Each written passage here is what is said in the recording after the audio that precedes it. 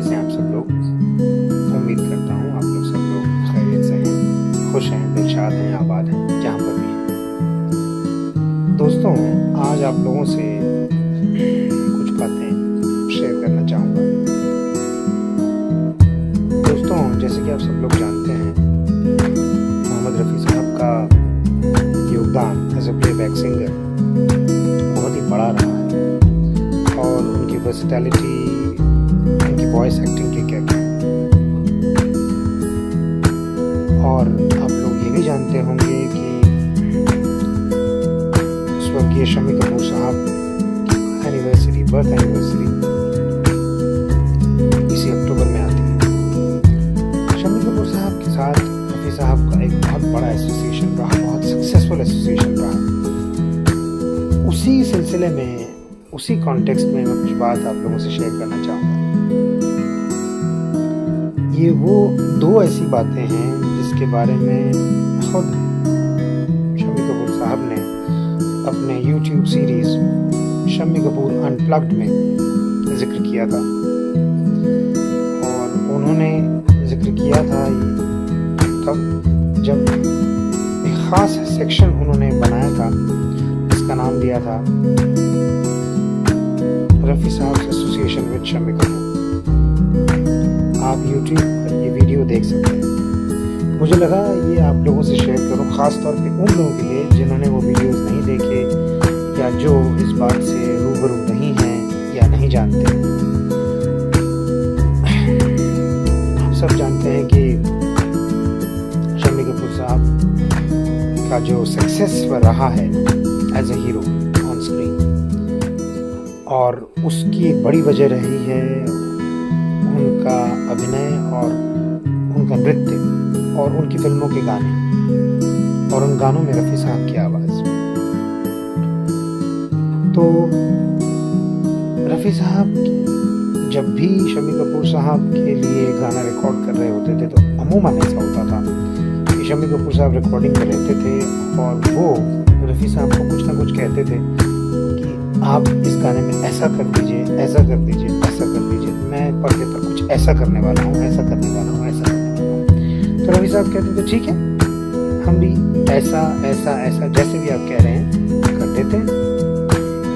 और इसमें आमतौर पे म्यूज़िक डायरेक्टर्स को कोई आपत्ति या नाराज़गी या कोई ऑब्जेक्शन नहीं होता था, और उसका परिणाम, उसका आउटकम, अंजाम ये निकलता था कि पर्दे पर रफ़ी साहब ने जो गाया है उस पर जो लिप सिंक शम्मी कपूर साहब किया करते थे उसका जवाब नहीं होता था और गाना बेहद सुपर हिट हो जाता था।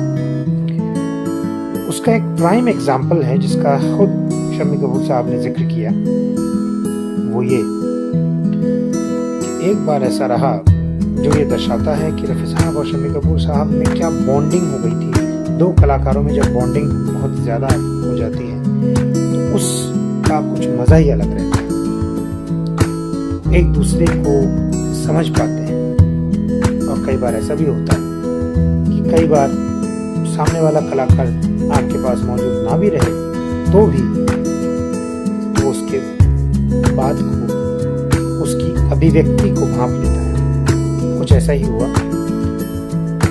बात है film an evening in Paris की, जिसका एक बहुत ही सुपर हिट गाना है, आप सब लोग जानते हैं, आसमान से आया फरिश्ता प्यार का सबक सिखलाने, दिल में है तस्वीर यार की लाया हूँ वो दिखलाने, कहो प्यार है तुमसे। ये गाना जब रिकॉर्ड हो रहा था तब शम्मी कपूर साहब रिकॉर्डिंग रूम में मौजूद नहीं थे। रिकॉर्डिंग रूम तो क्या, वो भारत में ही नहीं, आउट ऑफ इंडिया थे। किसी ज़रूरी काम से, किसी सिलसिले में उन्हें अब्रॉड जाना पड़ा, तो वो रिकॉर्डिंग के वक्त इंडिया में नहीं, रिकॉर्डिंग रूम में नहीं थे, और ये गाना रिकॉर्ड हो गया। बाद में शम्मी कपूर साहब जब वापस आ गए, वापस आने के बाद एक तो वो फिल्म के डायरेक्टर शक्ति सामंता जी से बहुत ज़्यादा नाराज़ हुए कि उन्होंने ये कैसे अलाउ किया कि शम्मी कपूर साहब की गैर मौजूदगी में ये रिकॉर्डिंग हो जाए। दूसरा, वो शंकर जयकिशन जी पर भी नाराज हुए। उन्होंने ये कैसे गवारा किया कि रफ़ी साहब उनका गीत रिकॉर्ड करें और शम्मी कपूर साहब के इनपुट्स के बिना वो गाना रिकॉर्ड हो जाए। तो इस पर शंकर जयकिशन साहब ने खास तौर पे शम्मी कपूर जी से कहा, भाई साहब आप एक बार गाना सुन तो लीजिए, आप सुन लीजिए, अगर आपको लगता है कि इसमें कुछ कमी रह गई है जिसकी वजह से आप पर्दे पर वो नहीं कर पाएंगे जो कि आप करना चाहते हैं, तो देखा जाएगा। तो शम्मी कपूर साहब ने कहा ठीक है सुनवाइए। और वो गाना सुनने के बाद शम्मी कपूर साहब के अपने शब्दों में he says, I was completely floored. I listened to the song and I was completely floored. Rafi Sahab had done exactly what I had intended, what I had kept in my mind. Unquote. तो ये गाना सुनने के बाद शम्मी कपूर साहब बहुत ज़्यादा impress हुए, मुतासिर हुए। उन्होंने कहा कि भाई ऐसा कैसे हो सकता है, मैं तो यहाँ था नहीं, ये कैसे कर लिया रफ़ी साहब ने। तो रफ़ी साहब के पास पहुँचे शम्मी कपूर साहब और उन्होंने कहा कि रफ़ी साहब मैं तो यहाँ नहीं था, रिकॉर्डिंग रूम तो छोड़िए, मैं इंडिया में ही नहीं था, तो आपने कैसे किया? क्योंकि मैंने जो भी सोचा आपने बखूबी वही इस गाने में किया है, ये कैसे हुआ? तो रफ़ी साहब ने अपनी किताब में, जैसे कि शम्मी कपूर साहब ने खुद बोला है, रफ़ी साहब ने अपनी किताब में देखा जिसमें वो गाना नोट किया करते थे और उन्होंने अपने अंदाज में कहा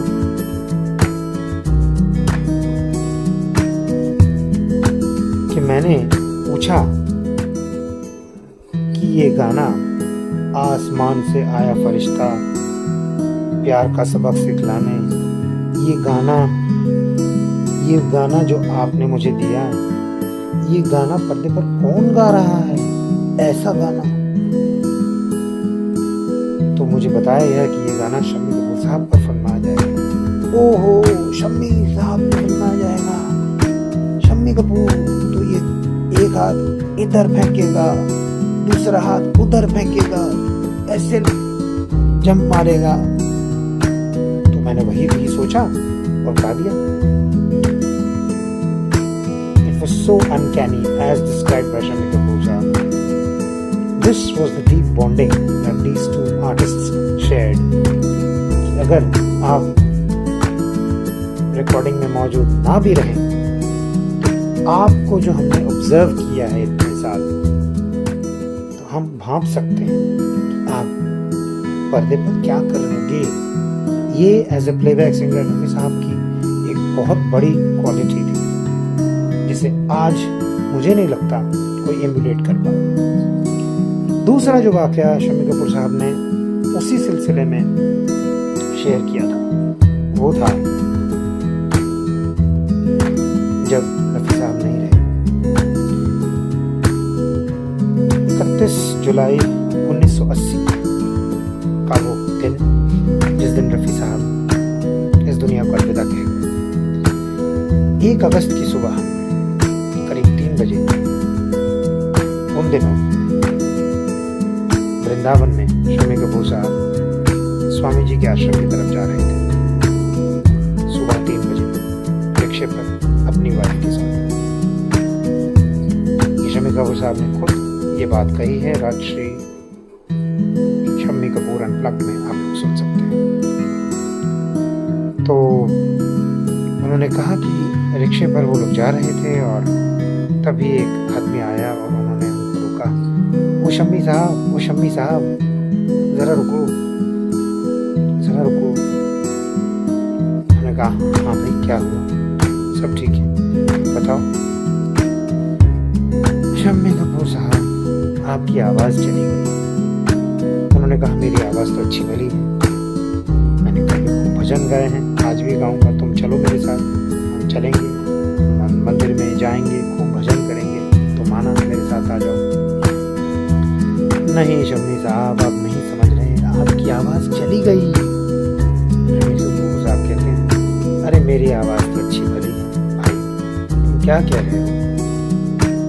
अरे नहीं, आपकी आवाज़ चली गई, रफ़ी साहब चले गए, आप समझे नहीं।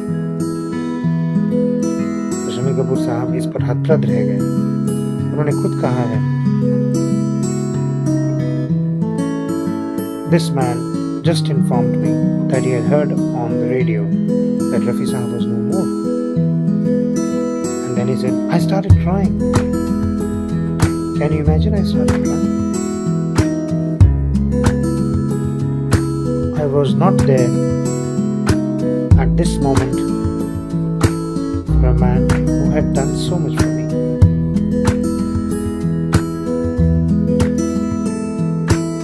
तो रफ़ी साहब चले तो जरूर गए, मगर उनके गाने आज भी हैं और रहेंगे।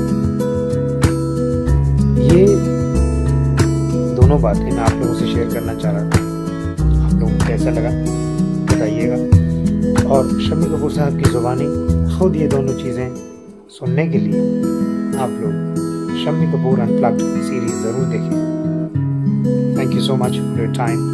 उम्मीद करता हूँ आप लोग खुश रहें, जहाँ भी रहें, आबाद रहें, दिलशाद रहें।